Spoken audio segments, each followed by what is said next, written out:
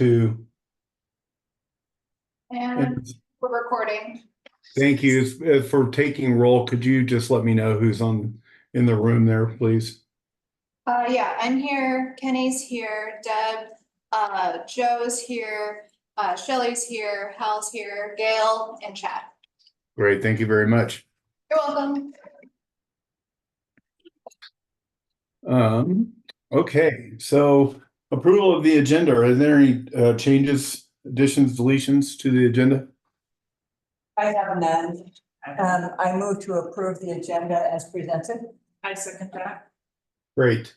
Public participation. Is there anybody from the public that wishes to address us either online or in the room?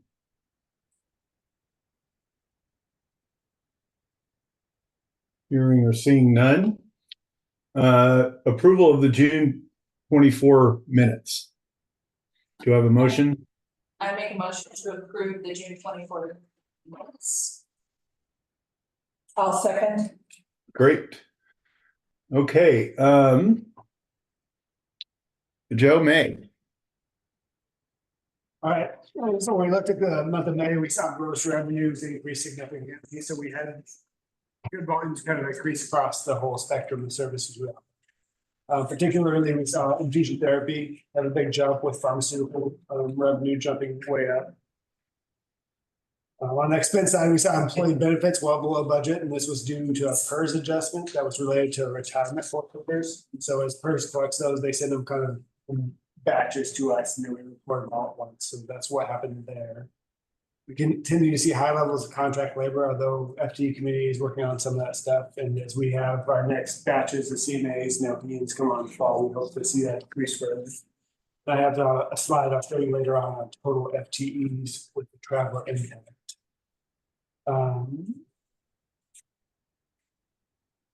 Now I'm going to circle back to financials after I go a little bit farther forward, but with that, we had an operating gain for the month at 9.41%, which included, we saw our contractuals drop significantly. So we saw our net patient revenue increase, and that was driven by collections of some older accounts, particularly for Medicaid and Medicare. So when I went and looked at our contractual model, I always build the model based on it has to pass the audit. So if they came and tested me at any point, my model needs to, be up to muster with that. So we've tested it multiple different ways. And so there are always flaws in these models. So when you have a lot of aging come off and you actually collect it like it's new stuff, we have these things happen. It's just something I can't factor into the model. It's conservative nature, I'd say. So we saw the big negative on the bad debt, which really helped the month have a good bottom line. Did some of that include like what billing from Wildflower Court? So that impacted the cash, not the actual. Gotcha. Thank you. The other factor that was in there is we had no interest income for the month, so you saw that was a negative. We actually received that after we already posted financials and packets. That we actually got the number came in, and that actually would have been $200,000 to the positive as well. So that will book in June, but that was given to us past the closing of the financials. So with all those factors, we had a net margin of 10.9%. When we look at the rolling income sheet, if you can scroll down to that, Sharon. Page 12, yeah. Page 12. And so on the right, it's kind of tiny up there, but I went through and I have a comment up there. We tried to do kind of a quality of earnings assessment. So what I want to do is look at May as if May operated as its own and then it has some of these one-off adjustments to it. So you can look at it and how did we do operationally compared to prior months? And so you can see up there, I have the bad debt adjustment because that's a massive swing. It's roughly $700,000 that would have been otherwise not hit during the month. If we were just rolling along as we normally were. And then we had the benefit ones, the benefit reduction cost with the PERS adjustment. I don't have the interest factored in here because I got that information after I had finalized this document. But when we look at May as a standalone month without these kind of extraordinary adjustments, it did have a bottom line, but it was closer to 300,000, not that $3 million. So I just need people to consider that when we're not out of the woods and by no means, we still have a lot of work to do. May was one of our better months, but it was driven by revenue and these one-offs, so we need to keep our eye on the target and just keep making changes moving forward. With that, if you can go to the balance sheet, Sharon. We did have a good collections during the month. You'll see cash did increase by roughly $2.6 million in the month. We did have AR, that accounts receivable dropped down. This is predominantly hospital collections and accounts receivable. Wildflower Court, we did receive a single payment of $450 for Medicaid for the month of July. There were some errors in that, and then there was also some issues we had to fight through. So we really didn't start collecting Wildflower Court money until the month of June. In the month of June, we collected a little bit over $4.5 million for Wildflower Court. Nice. So you guys will see that hit the month of June so far. We did see AR days go down to 81.2, so a decrease on that side as we do this collections, and we hopefully big drop during the month of June. I talked about Wildflower Court bills going out the door. If you want to go down to page 18 and 19, I want to focus some more time on those two pages. So this is the graph that Chad helped us put together. So this is kind of looking at total FTEs and FTEs with contractors in there. And so you can kind of see the work we've done over the last couple of months with FTE committee, the positive change we've seen.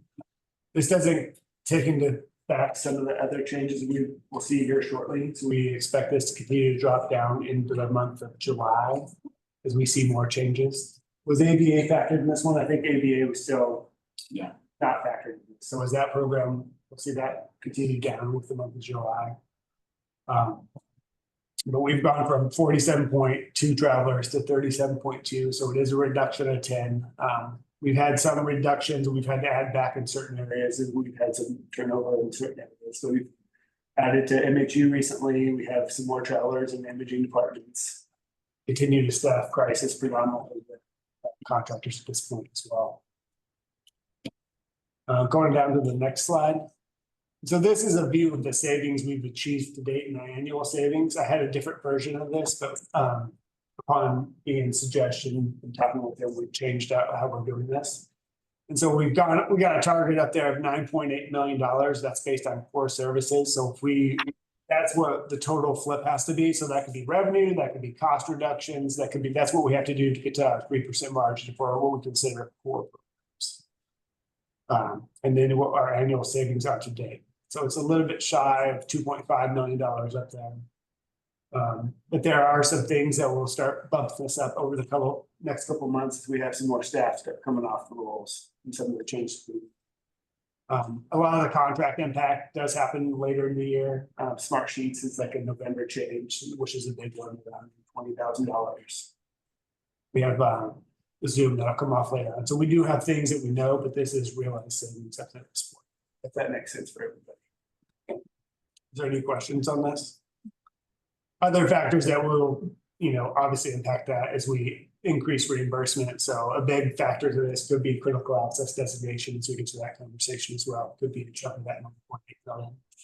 And this doesn't include any services we may have to keep on that were outside the core services. So home health and hospice were not included in that 9.8 as we calculated that. So that would bump that number up a little bit more when we elect to do the target up. the target. Any question on May and the monthly financials and what I presented so far? Deb or Shelley? Nope, no, I don't have it. Thank you. It's nice to see a plus. Okay. Sometimes it's hard. I probably did more work on this month's financials than the prior months because this is different. What do I do? Hey, Joe, I do have a couple of questions on a couple of the lines. Sharon, could you go back to page 9? What is the on row 34 other operating expenses? It's significantly above budget for just this month, and I'm just wondering what's in that. For the big one, we had credit card fees in there. We had some, I think I had some stuff noted in our packet. That kind of is the catch-all miscellaneous fund, we had some education that ran in there. We had some year-end stuff for some physicians doing education that's guaranteed in contracts. The credit card fee is the biggest one, because that was, as you remember, that was something that we had put up in contractuals that we moved down below to instead line item versus like contractual. Yeah, so why is it not in contractual anymore? Because it's actual cost, we want to capture it on our cost report, so I don't want it hidden up in contractuals where someone could miss it. So we pulled that out and make sure it's a cost that we get cost-based reimbursement on. So we must not have moved the budget then, right? We just moved the No, actual. I didn't move the budget. It gets fixed in 25. Okay, all right, that's a fine answer for that. The let's see, there was another line. Oh, and maybe you talked about this, but line 22, the contract labor line, why was that high in the month? So during the month, we've added contract labor. Some of it has to do with timing of invoices as well, so that was a small factor of it, but we continue to have, $150,000 in crisis care and contract labor during the month of May. Okay, We've got a couple ultrasound techs, we got MRI techs, got nurses scattered about. There are still 37 contractors throughout the facility. yeah, I got you.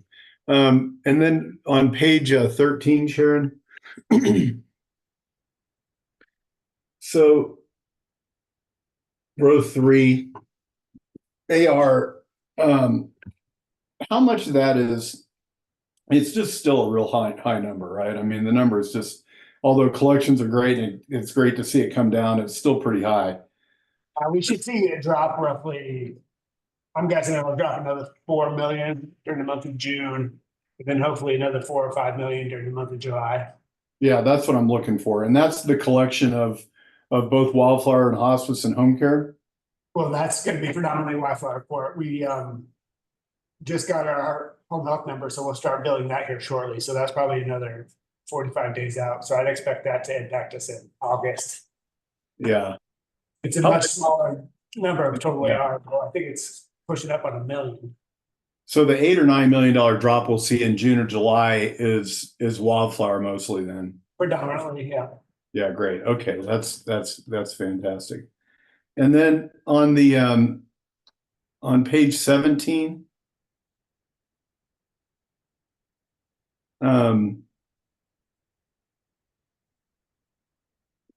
could you just talk to this slide, Joe? What we're seeing here? So this is just kind of the breakout we've done in the past. I've slimmed it up a little bit. I've rolled Bob Silver into hospital. Hospitalist is rolled into hospital, kind of the core funds. Just trying to keep this picture at the forefront of these changes as we move forward. You'll see ABA zero out in the month of July when that program's fully off the book. So we'll have 1 month of it up there and then we'll zero it out. But we just need to keep this at the forefront of the programs that are up there, I'd say. And just want to keep showing this to you guys every month, I think, as we move past that. The hospital obviously has its own struggles. We have work to do on that one. We still don't have a good number for, well, Wildflower Court still has, looks like it's doing really well, but there's costs embedded in the hospital that are hidden, so you don't really get a good picture of Wildflower Court. So those combined, it's probably more appropriate, but it's something we could switch in subsequent months. So why doesn't this tie out to the Oh, God, doesn't. yeah, why doesn't it tie out to page 8 for year to date? So it's in an Excel spreadsheet and it starts with page 8 and then it pulls those numbers out. So if it doesn't, I have an error formula. So that 6.8 million at the bottom of page 17, that should be the roll up. the same as the roll up on page page. How far is that by? It was $9 million loss on page 9. Page 9 might be the hospital. Go On to page 8. Page 8 is 6.8 million, 6,850,000. Oh, was I just looking at the wrong page? Yeah, there you go. Oh, there we go. I was just looking at, okay. I was looking at net of Wildflower. Okay, great. No more questions from you. Yeah. Ask yourself question. Yeah. So so Joe, would you just talk a little bit about, I think it'd be good for the committee and the board members that are here, about what's happening right now over in crisis relative to the staffing level that we have there. The staffing level needed to, operate it, and then also the impact or the relationship that has to, the crisis schedule that everybody was familiar with. It had that $3.8 million net subsidy need for that facility. So our current kind of staffing situation is, we don't have enough people to keep the program open consistently. And we have to be able to say we're gonna staff it for at least the next 7 to 10 days. So if we get someone, we have a way to get them in and out if they get for 7 days. We've had so much turnover in the program right now, I think we're closed probably indefinitely until we get staffing set up, because we've had so many people leave with the uncertainty of the future of the program. So we do have contractors on board that we've extended with varying ends of the contracts in the future. So the overall loss is at probably less than the 3.6 that we had projected earlier in the year, based on we don't have the FTs in there that we should have. So the projected subsidy that you'll see that's on the CBJ's presentation is much higher than we're probably operating today. We can't even staff it, get patients in there. Most of that, all of that's probably driven by the uncertainty, just so everyone's aware of that. It's been very stressful for staff, not knowing what's gonna happen in the future. Yeah, and that's the reason I'm bringing it up is that reason is that, we've got a bunch of people that are, concerned about their jobs and their future. And so it's natural that, we're having staffing problems over there. And it just also speaks to the need to have some clarity soon about what's happening with that program. Is that fair? I don't know if Kim wants to add anything to that. Me through the chair. Yes, I agree with that. As Joe said, we have a couple of BHAs that have been really hanging on there, and now they are actively seeking for transfers to open BHA spots in the organization. So just with them transferring out, not the uncertainty of the program, we're obviously not going to be hiring people in. So that definitely has an impact, not just on crisis, but on all the programs that we're looking at that are kind of in a state of uncertainty right now. Yeah, thank you. Potential movement at Rainforest as well. Yeah, and that's where I was going to go next. You're seeing the same impact start to happen at Rainforest too, right? Yeah, this is through the chair. It's a little bit slower, but people have voiced that they are looking for other positions or other jobs potentially outside of the organization. And that is for me, it's all hard, right? Because you just don't want to see a program close, but crisis is a little bit easier to tolerate because there's not active patients in that program right now. But there are active patients in Rainforest Recovery. And so as people decide to leave due to the uncertainty, then, we're going to have to start, if that happens, we'll have to start making decisions on how we look at patients, what the actual census we can manage with the staff that we have left.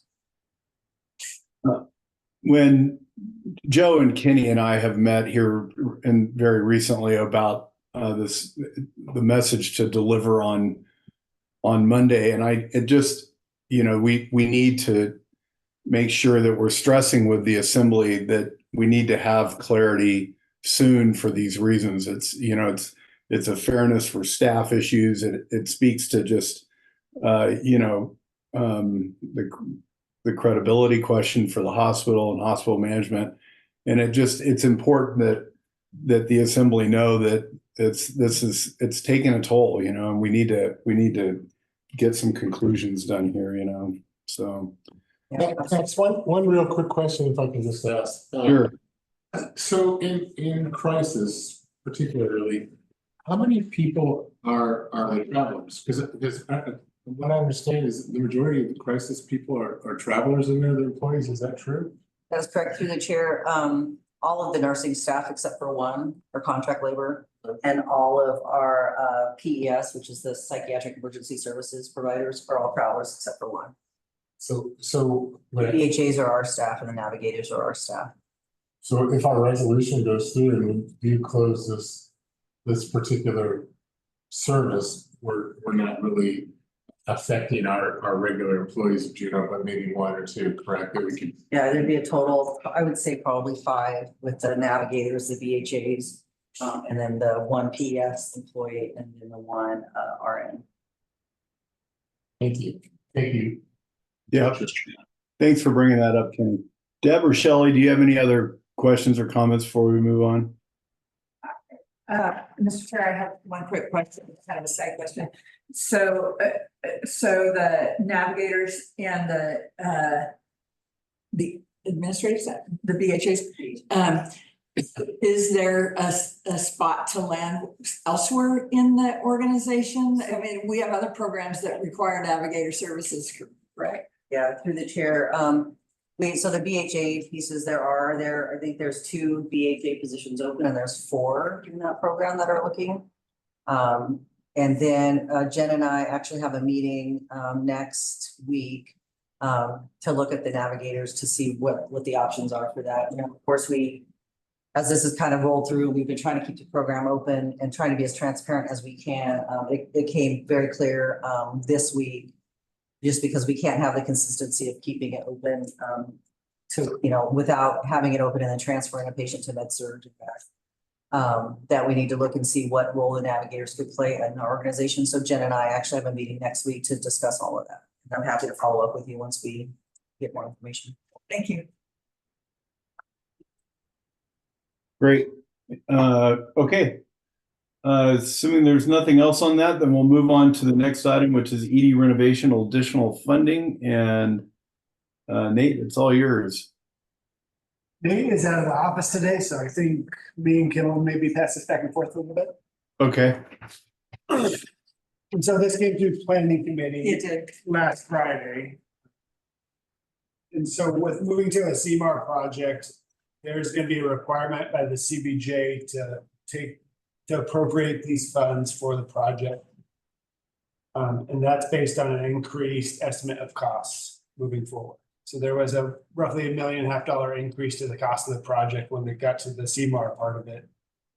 As they were quoting me now. So there's 2 factors there. The cost of the remodel is gonna be $1.5 million more. And CBJ needs us to appropriate all these funds. So they're sitting in our CIP ready to fund the project. Mr. Chair?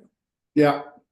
So the issue with us, the requirement to appropriate the funds now is we don't have 100% of the funding in place. And the procurement can't go out to bid. We can't complete that procurement process and that contracting process without the funding in place. So we need to appropriate the total cost of the project. And under the assumption that once we have the federal funds in hand, and assuming that we get the Denali Commission funding and whatever else we're seeking, that our funds will be reimbursed. Great. But to move forward, in order to move forward and follow CBJ procurement policies, this has to happen. The appropriation has to Yes. move forward with the project. Yep. Joe or Kim, anything to add? I don't have anything So to we're add. at the basis of it, right? Yeah. Just a question about both the HRSA and then secondly, the Denali. Have we had any recent communication with them? I'm just curious if we got a sense about when those are going to come in. HRSA, they expect no sooner than September 30th. So that'll be a late fall, early winter before we get those funds. Okay. They're not 100% understanding of how that's gonna come. Are they gonna reimburse expenses or are they gonna give it in a lump sum? We don't know that part yet. We've been reaching out to other entities trying to understand it. Yeah, well, HRSA, I've got some experience if they handle it like most of their stuff, it's lump sum. It's a lump sum thing. Yeah. And then the Denali, have we had any sort of indication one way or another from Denali? My understanding on that one is we expect to hear something closer to the end of July, 1st of August. Okay.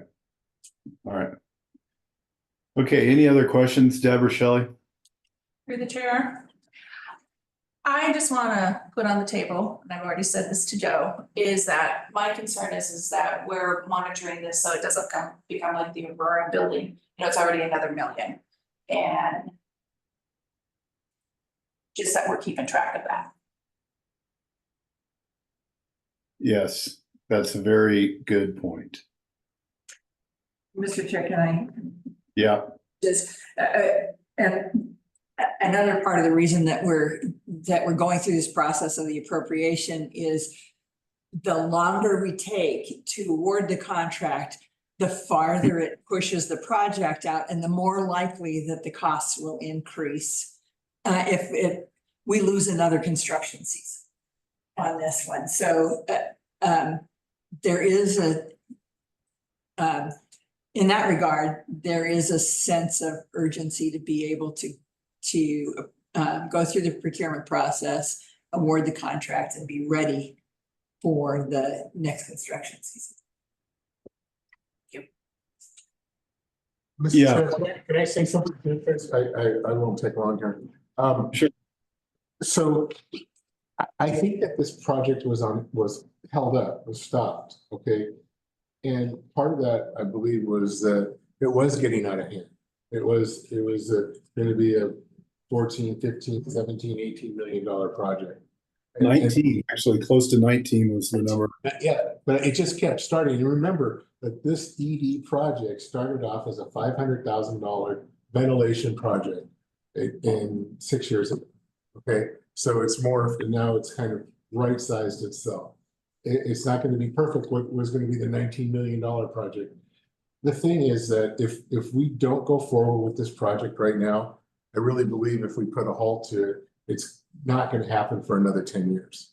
And the ED physicians group has actually come to us and talked to us about, you know, maybe we should pause this project right now. But with Ian talking with Joe and the city and planning and everything, I believe that they've really come to the consensus that we've already got like HRSA money coming, and we've already kind of put this money in place. Yeah, it's $1.5 million more than we wanted it to be because of inflation, but I think it's still the right size. So, you know, I know that I support this project going forward, and I know that doesn't matter towards here, but I think it's something that I believe Ian feels the same way, and I don't want to speak for Joe, but I think Joe, we understand that if this project doesn't happen today, that it probably won't happen for another 10 years. Joe, what's the risk of the $12.3 million needing to get to Shelley's point, which is a very good one in my view?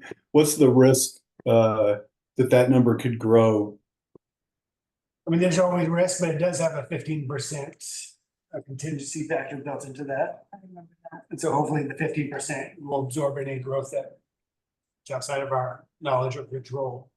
So at this point, through the CMAR, we've got a commitment for the construction costs of the facility and completion, right? And that is the $12.3 million.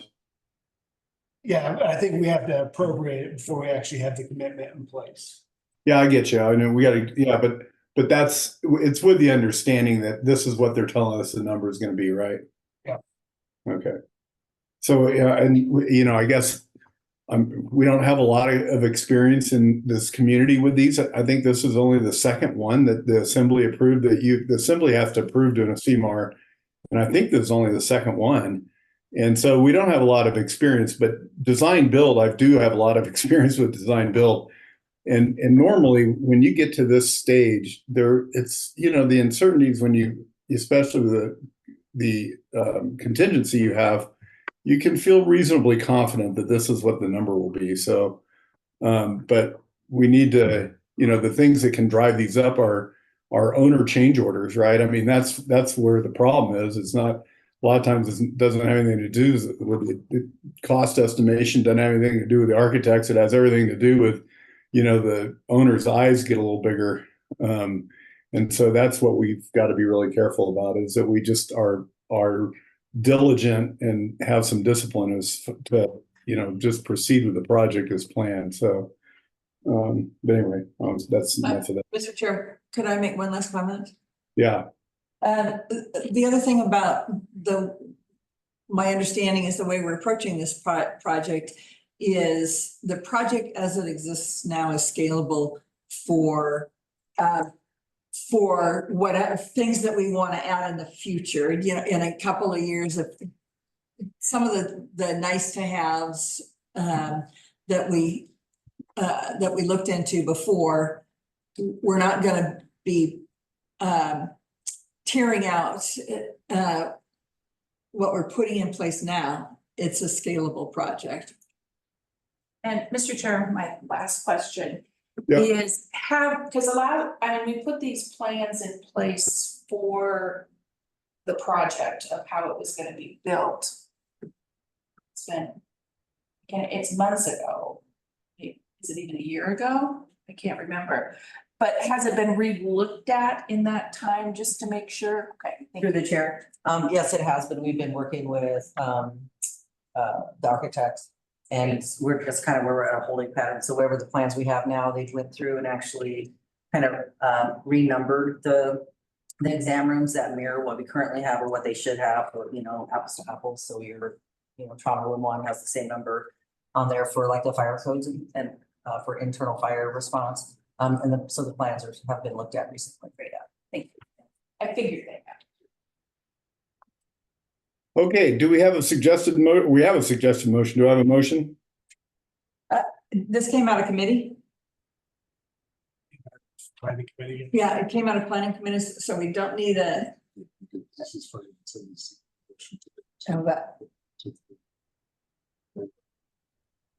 Okay. We do have a suggested motion. I move the planning committee of Bartlett Regional Hospital advance the motion to appropriate the remainder of the emergency department addition and renovation project funding in the amount of $8.9 million as presented. I second that. So if I could just speak to that motion. So this is going to go back to planning then, Joe? Yeah. Oh, It should be, you should move it from finance to board. Yeah. It was just a wording issue when Nate typed it up, looks like. Okay, so I It's move, just a typo. Sorry. yeah, let's fix that motion then. So the motion should read, Finance Committee advance the motion to the full board. And with that correction, is there any objection? Okay, you're seeing none. Next item. Critical access, I think is it, isn't it? Yeah, critical access, Joe. The critical access designation is something we've talked about numerous times over the last couple of months. So we actually got some guidance back from Hall Render finally that they didn't see no roadblocks in our way. There's gonna be some hurdles we have to go through and some additional information we gotta gather. But we're at the point where it's either we move completely forward on this and start putting applications so we can see what next steps are, or we just stop at this point. But through our analysis, we think we're able to meet this designation through management of our current beds and the managements of our programs through our hospitalists and through our case management. There is a significant financial benefit of this program as we move into this designation. We had our cost repairs analyze the last 2 cost reports. And there would have been a benefit of 5.6 million in 22 and a benefit of 5.7 million in 23. We've been critical access. That is prior to us adding some of these new programs, which would spread some of those benefits out over those programs. So it might not be all of that in our current setting, but as we start reducing programs that would move back up to that number. There is also some stuff that we can do internally to help manage our costs. So right now, we're not managing our costs as if we're a critical access hospital. So we have stuff kind of all over the place where there's some stuff we can do on the accounting side to actually benefit this number as well. So with all of those factors and all the information we provided, we're kind of looking for guidance or approval to move this forward to the next level, which would be submitting applications, engaging a firm to help us do this process. Moving to critical access, hopefully in FY25. Questions for Joe? Mr. Chair, I have a quick question. Do we have any kind of estimate what the contract costs would potentially be? They told me they said the last one they did, it was roughly 25,000. But once you submit the application, all those costs roll on top of this reimbursement. Right. Joe, couple of It's things. time and material, so the more we have them do versus the less we do, I mean, the cost could go up too, I mean. Joe, couple of questions. The MHU cap at 10 beds, is that factored into the 5.6 to 5.7 net positive?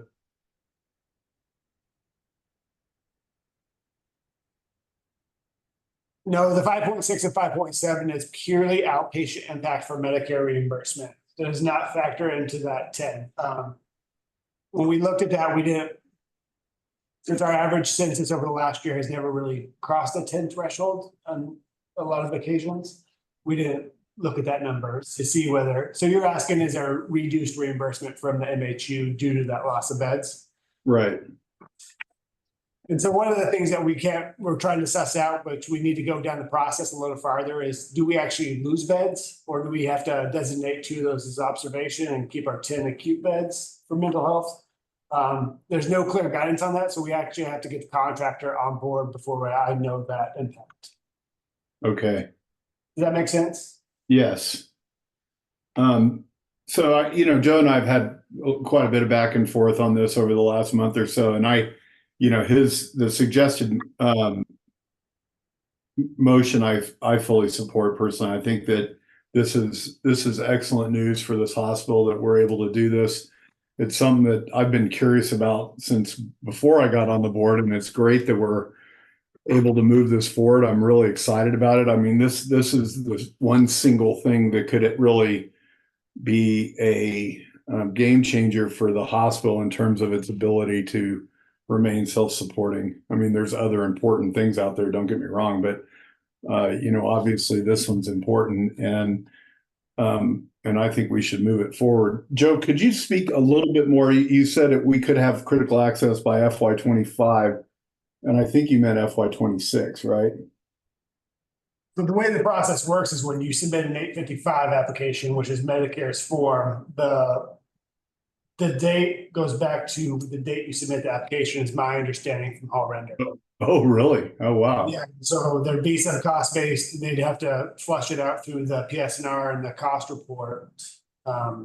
Whether there's findings and that date moves, I'm not 100% sure. But it should be FY25. So you submit This would be the latter half of it. So in my conversations with the company that's done this for other hospitals, it takes roughly 9 months to make this conversion. And so my goal is, if I get approval, I'm gonna move as quickly as possible on this. So 9 months to what, Joe? To do the full conversion. Yeah. So you want to submit your application, and then you have to submit information on how you want all your allocations to work for your cost report. Yeah, which is the other benefit. Maybe, actually, I'm glad you touched on that. Would you just speak to that briefly? Yeah. So right now, our costs are allocated various methods based on the department, square footage, pounds of laundry, all kinds of different things. And they've always been that way. And if you want to change those today, you have to put in a request to Medicare 90 days before the end of the year, and they can just tell you no. But as we make this conversion to critical access, we get to say what our allocation method is. And so there's no question. So what you do is you have a professional cost reporting company like DZA go through your cost report, and then they tell us where the best method to allocate cost is to maximize reimbursement, if that makes sense. So they go through your whole cost report, various methods, give us suggestions, and then that's what we move forward with. So there will be additional benefits to that 5.6 just from doing some of that stuff. And this is one of the few things that opens that method up where you get to just select how you want to move forward. So that is a big benefit to us. Well, that's huge. Yeah, that's just, especially just being able to blank slate that is great. And how far out submitting this form? I thought it was you had to wait until you completed the process, but when can we get the 855? Can we do I that? have to wait for the board to approve the moving forward with this. I have the work list from Hall Render. So bullet number 1 is the submission of an 855. I already have an engagement letter ready with DZA, so I can move this process relatively quickly, the first parts of it. And then we'll have to pull a team together. You know, there's gonna be clinical impacts, case management impacts, so we're gonna have to make sure we're working through this as a team so everyone understands all implications. There also, I think, needs to be some education on what it really means for Bartlett.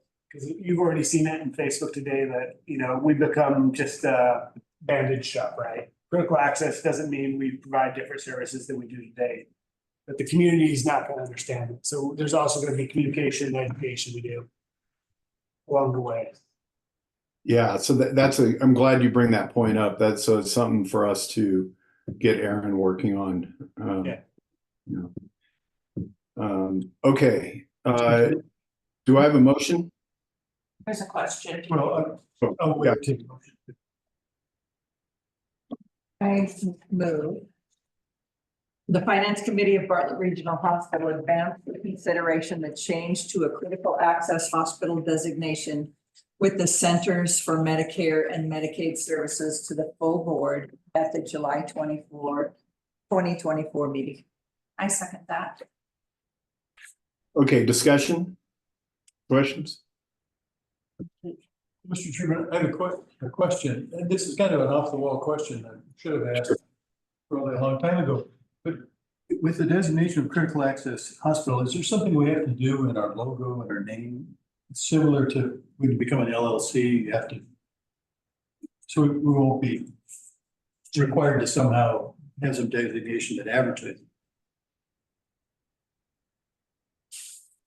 None that I know of. That's a good question. It's something I'll look into. But there's, you know, critical access hospitals don't tell you they're critical access hospitals. You just gotta look it up and know that they're critical access hospitals. Okay, thank you.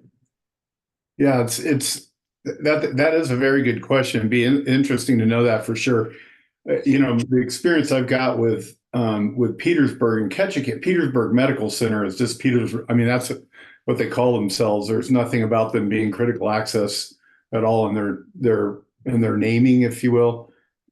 So I don't think so, but thanks for looking into that, Joe. Thanks for bringing that up, Hal. Okay, if there's no objection, then we'll call this approved.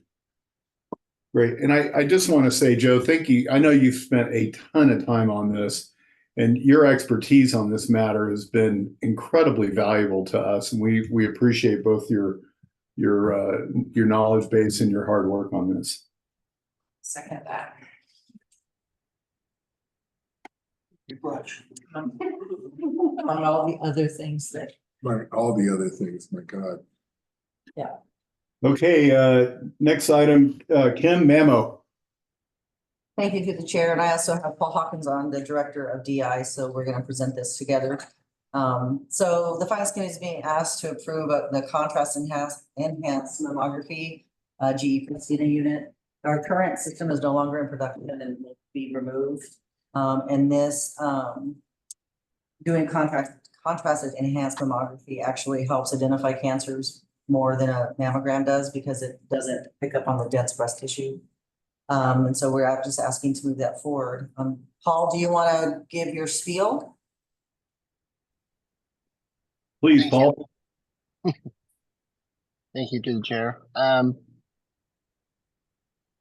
So this year in September, we will legally be required to report women's breast density on their mammograms and inform them that the dense breast tissue will make it easier for cancer to hide and increases their risk of developing future breast cancers.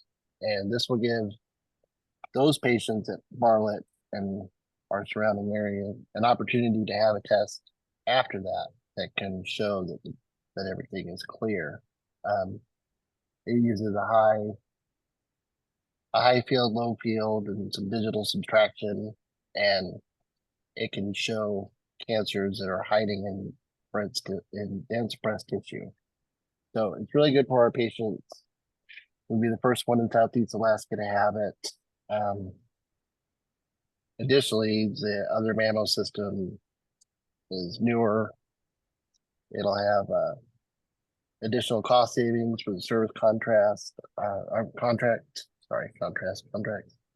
Service contracts will be a little bit more affordable, and it does yield a small amount of revenue enhancement. It's difficult to measure, but could be around 8,000 a month. New revenue. Great. Chair, I just have a quick question. Paul, just for clarification, and I've asked you this before, so I apologize. The current system that we have that was we tried to repair that, correct?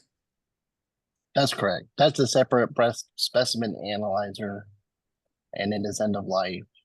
And yeah, it's only 7 years old, and the company has moved on to a new platform.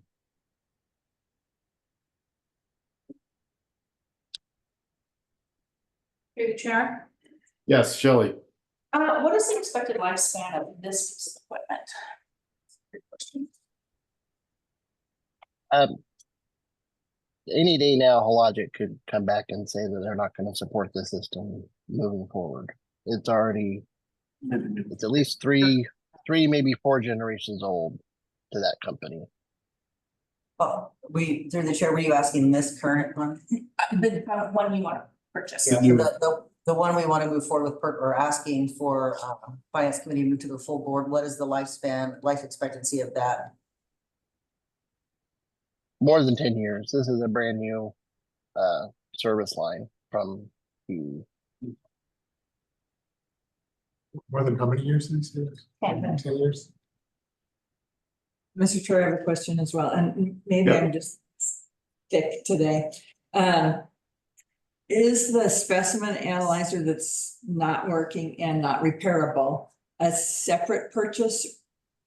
Yes, that would be a separate. And is that purchase. rolled up into this motion? So are we approving to purchase the contrast enhanced mammography unit and the specimen analyzer? The the newer platform doesn't require a separate specimen analyzer. Okay, That's where the extra $200,000 in savings comes from. Part of the discount, plus I don't have to spend $128,000 for a piece of equipment that only has one function. So the specimen analyzer is something that we probably only use like 50 times a year. okay. But I was the GE system can do what the specimen analyzer does on the system itself. If that makes sense. It does make sense. Thank you.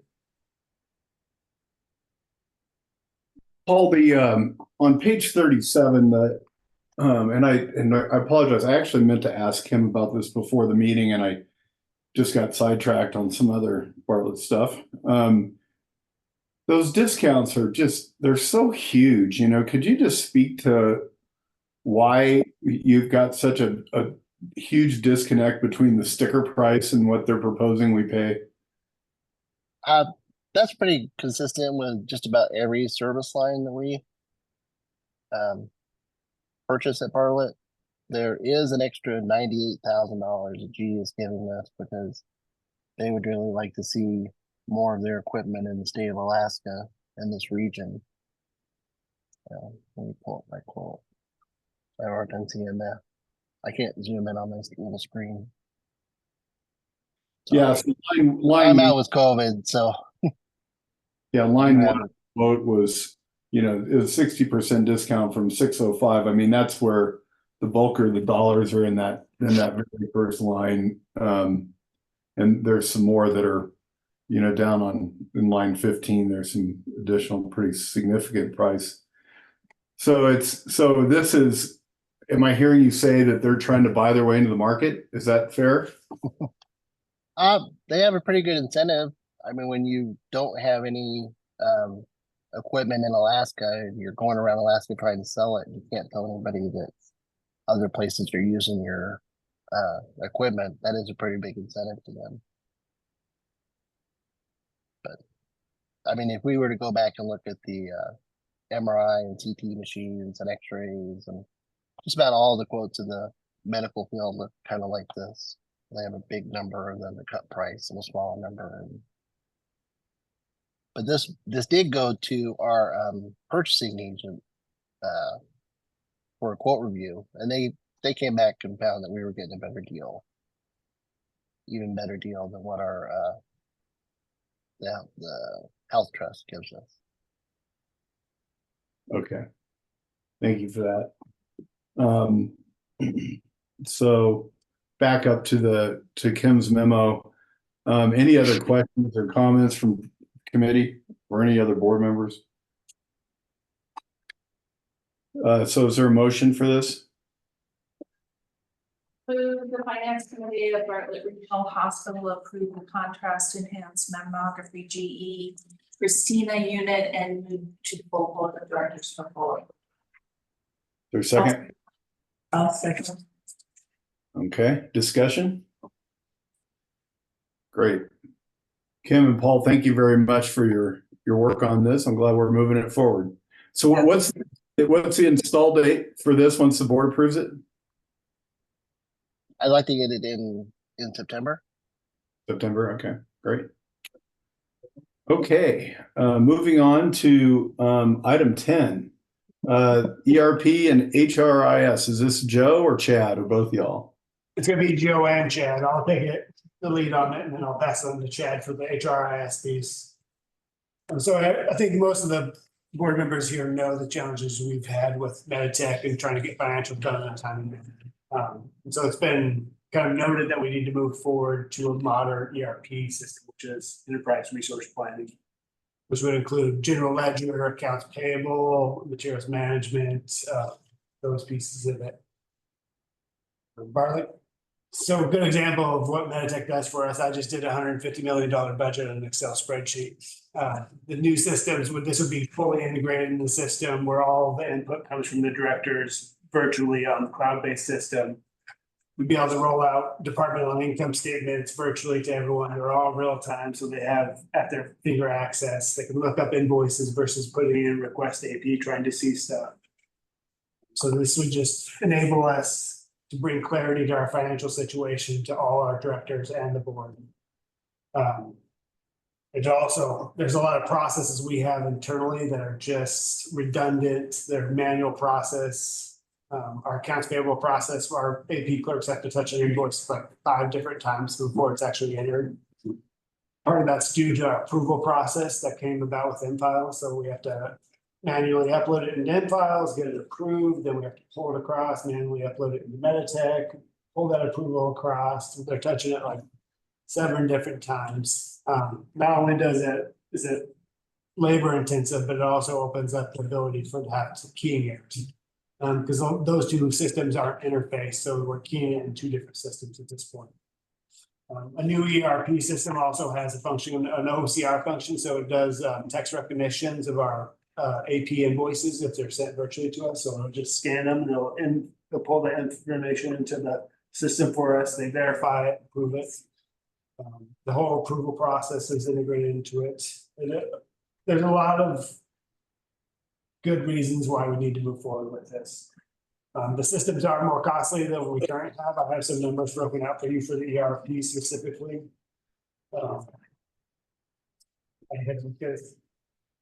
A caveat to this is we are working with 2 different vendors through our RFI process, and I haven't got the final numbers from the second vendor.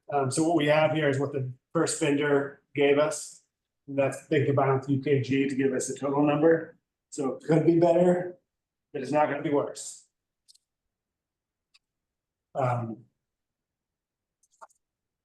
So that's the ask for the ERP system. On the UKG side, I'll let Chad kind of do his pitch for that piece of it. I missed, did you give us a number? The number is, since the vendor hasn't actually quoted it yet, I'd rather not on the ERP side. Oh, It's in the total number that's presented here, but it's buried, so. okay, I don't have that. It's okay. That last page back up. Right there. Yeah. Until I get that second quote, I don't want to Okay, put all the cards on the table, right? Cuts back $1 less for some. Can I ask one question before you, Chair? Didn't we approve something like this? I know we've talked about this. You before. approved us going out for the RFI, just move it forward. So No, this is It was in, yeah, it was investigated, Kenny. Okay, So- thank you. I'm sorry, I just making sure that. Okay. Yeah, That's it. go ahead, Chad. All right, rock and roll, thanks. So when you look at most ERP systems, they're kind of a two-headed hydra, right? You're gonna have your accounting side and you're gonna have your human capital side. So right before I got here, the organization had done a lot of research, and a lot of homework on our time and attendance system. And right upon my arrival, we decided to go move forward with switching from a company called API to UKG for our time and attendance. One of the challenges we have in HR is none of our systems talk to each other. So we have our applicant tracking system. When we hire someone, we do manual processes for a huge chunk of time till it gets to another system, and then more manual process to the next system. Fully integrated HRIS system is from soup to nuts. It's from the time that you hire someone. It includes your hiring, your performance evaluations, and some of the newer one, and all of the manual processes that we do right now become completely automated. Some of the other challenges that we have are just simply, we do not have the ability to have some of our systems mobile friendly. We have people coming into our office to fill out paperwork, to fill out applications because the inability to do it mobily. So there's a lot of benefits there as well. Do you want to go to the next slide? There's a bunch of really good information. Do you want to go through this? This in the deck? It's in the deck, it's been, Okay, well, let's go ahead and let's just skip it, we'll skip that part, but essentially, the result is similar to what Joe is talking about. It's reduction of error, it's reduction of manual processes, and it gives a much better employee experience overall. And it fully integrates with the accounting side as well, which creates less manual processes there as well. that's kind of how we got to the point we're presenting for ERP side, is it already has built interfaces that come as a package for our UKG system. And so they're already built to talk, so we don't have to purchase an interface down the road. It just comes as one big system. Can you pause there real quick? I just want to ask, and I'm looking at page 52 of our packet, and it has to do with the integration that Chad just spoke to. And because there's two types of integration that you can have between an ERP and an accounting package. And one is where you've got an API integration where, you're basically bringing across summarized data to post into on your GL side, but your subledger, if you will, in order to kind of investigate something that's going on, you have to go back across to the HR module to look into that. And the second type, which I think is what we're hearing here, and I just want to confirm, is one that there's full integration, so that when that data, if you will, let's just say a payroll register, for example, is posted, you're able to drill through that inside of your accounting system and see, all the way back up through the payroll register, all the way back. You can even walk it back to the employee level, employee detail level, and see, here's pay rates, here's, employee benefit add-ons. And so what we've got here is a fully integrated system. Is that right, Joe and Chad? Yes. So I had a similar system at my last place. You can drill back to, when you go through all your general ledger down to the payroll data, you can almost walk it back to where you're looking at pay stub level detail, like the hours worked, overtime, all that stuff's in there. Okay, that's great. Thank you. There's a lot of other bells and whistles on the HRIS side. Different Hear industry. about some, I'm happy to talk about them, but a couple of things is that like you've heard it, I hear this oftentimes in board meetings, well, we get the best data we can, right? And these two systems combined will allow us to get much better data to be able to identify things like our turnover, our time to fill, which are actually quite difficult to do right now. It's surprising how difficult it is. It also includes predictive analytics. So the system will actually look at the last time a person got a raise, what their performance evaluations are, and it gives us an HR scores as to whether or not people might be less than happy based on their algorithms. So we can actually proactively reach out to staff. So the potential for using a system like this for proactive outreach, for retaining employees and creating a better solution to get employees through the door in the first place is significantly, I mean, it is light years away from where we're at. Great. Can I go ahead? So the manual processes that you're currently doing it, I guess the question is for both of you. In the implementation phase of this, how much uncaptured data do we have that is going to have to be entered? It's data that's not electronic that we keep that will have to be entered in the system, if any. You see what I see what you're saying. So the carryover stuff. Yes. And so that's gonna be requisitions, POs, all that stuff. And so during the implementation, and some of the things we got quoted was having all that information loaded by the company. Okay.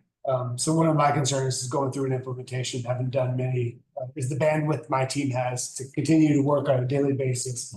Exactly. Put out financial statements, do payroll, do AP, and implement a brand new system is almost impossible. And so part of the implementation cost and why it's so high is you get some side by side for that implementation month, where they're helping you run financials during that phase before you do a full cutover. That makes sense. It doesn't, because I mean, that's really the point that I was getting to is the HR staff and the accounting staff have the capacity, the bandwidth to be able to take care of those. Yeah, from an HR's perspective, since Chad's system is not really the same, I mean, he can keep on with his processes and just move into the new one, but financials is we need that good cutover. It's not that easy, Joe. I'm just kidding. So to address your concerns. Yeah, in all seriousness, we've been planning for something like this, whether or not, whatever direction we decide to go. I have my team working on making electronic records of all of our current files, so that whatever we decide to do, at whatever system we went with, whatever time we decide to, that we'd be able to transition that stuff over. And the reality is that this system has the potential to save my staff probably 20% of their time, at minimum. Which allows them to do more proactive things, especially on the front end where we're trying to get people in the door. If we're futzing with paperwork, and I did the swim lanes, there is over 10 different times our process crosses a swim lane to another department or process or system just to get the person into new employee orientation.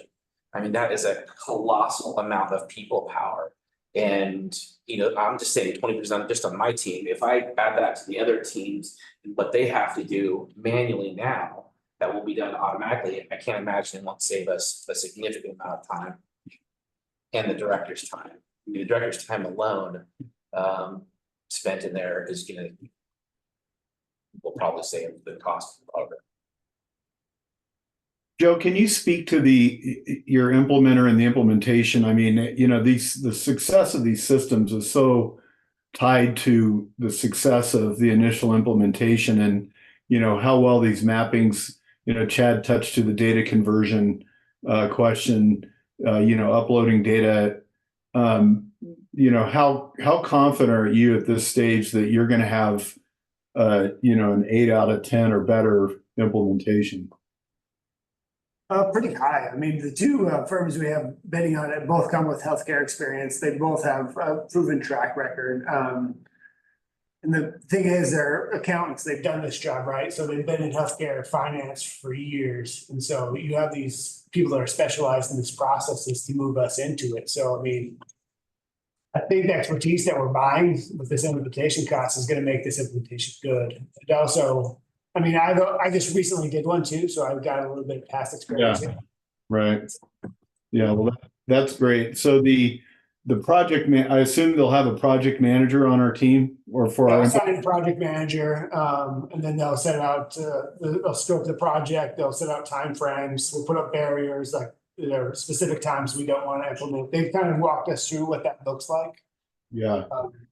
So the project manager would, and I don't, I don't need clarity on that now, but I just want to feel, we've all heard and been part of nightmares. And, one place things can go crazy is when you start with one project manager and you end your implementation with your third or fourth project manager. And it would be really nice to know, especially for this money that we're spending, and also the wear and tear on, frankly, you and Chad and your teams, that we're going to have a project manager and support from the implementers that is really world class. That we've got somebody that is going to be there from start to finish for us. And you could never guarantee such a thing because people do leave their positions, but I can tell you one of the people that bid on the ERP system, I've known that person for 6 years. They actually did our implementation and I worked with them in a prior capacity as an accountant. And so whether they win the bid, I can't say. Just do me a favor and just stress that as you're going through this kind of, as you're diving into the pre-implementation phase and you're building the team, that you just stress that we want to have, people that are more than likely going to be around through our whole The whole process. time, yeah. And if I might, to the chair, Max, in integrating our time and attendance system, the accounting team and the HR team has been really in lockstep to really get things buttoned up. So there's consistency across the board, just in the time and attendance. So if we have the same folks working in the HR side and on the accounting side here within the organization, that all of that work is going to carry over into these new systems, which I think really sets us up for success. Great. Page 46. Let's see, is it 46? Here, I got off of it real quick. The first, your cost summary page. 49. 49, yeah, thank you. And then on page 76, that's why I had the 6 in my head, the last page of the packet, there's some separate UKG numbers. And I just assume those UKG numbers at the very end are integrated into this total They're integrated in a different FTE count. Okay, all right. Okay. This slide deck, they win the Smile Award in this. I want, if you go page 50,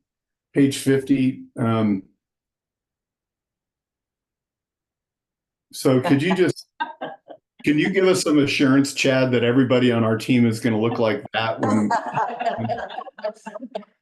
Max, everyone looks like that already, so I don't. I know. What I don't want of them is for them to stop looking like that at the end of the implementation, right? As they're all, the first thing they do on this new HR system is fill out their resume, all right. So any other questions for Joe or Chad? I'm good. I'm good as well. There's a suggested motion on page 48. Somebody want to make that? I move the Bartlett Regional Hospital Finance Committee approve management's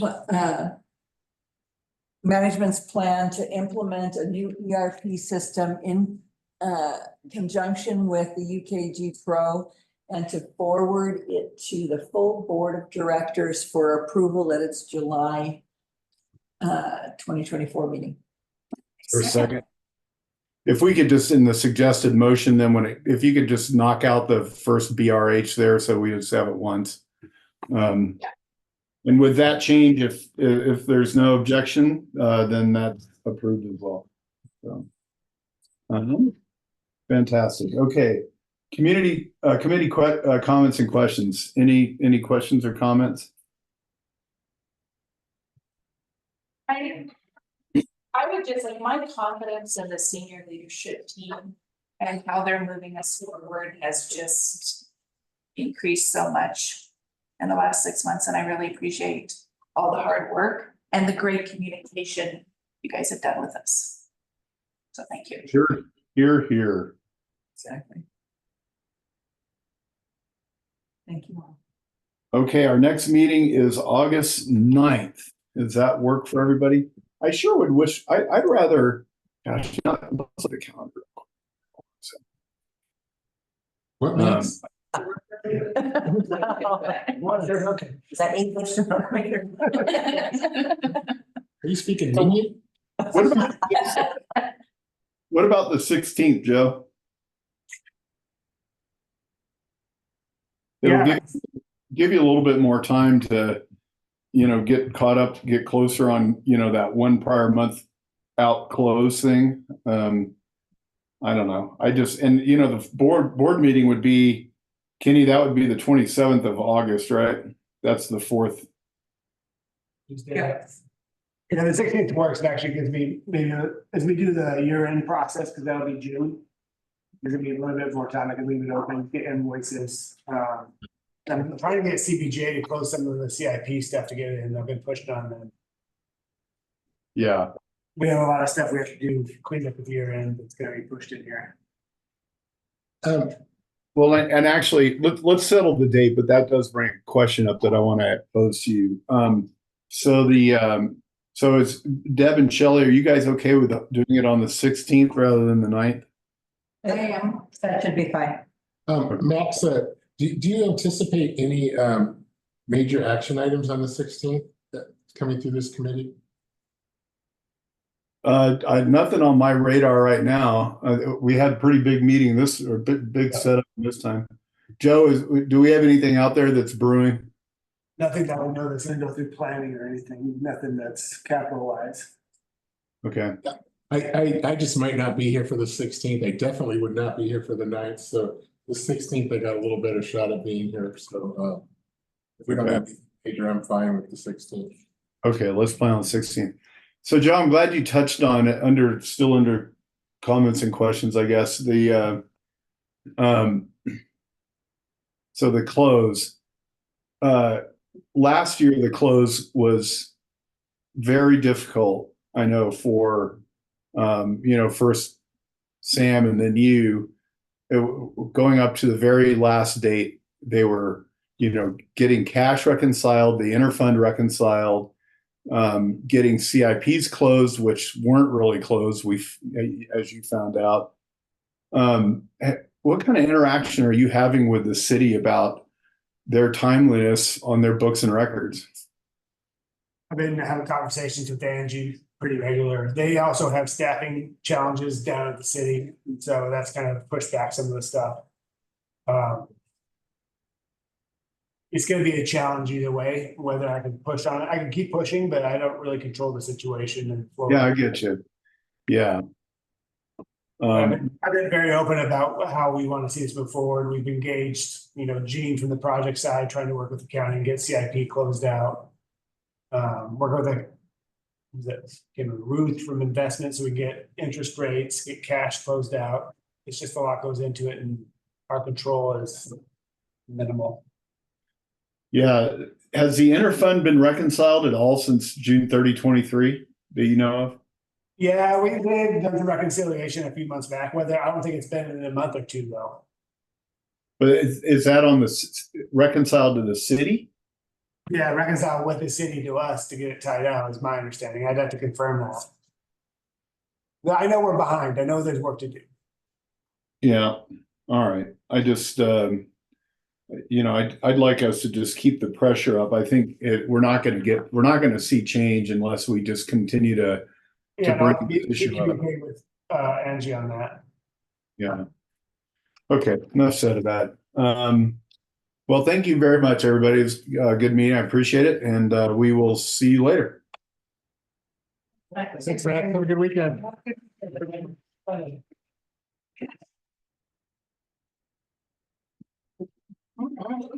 Yeah, I wasn't understanding. That's it, figure it out.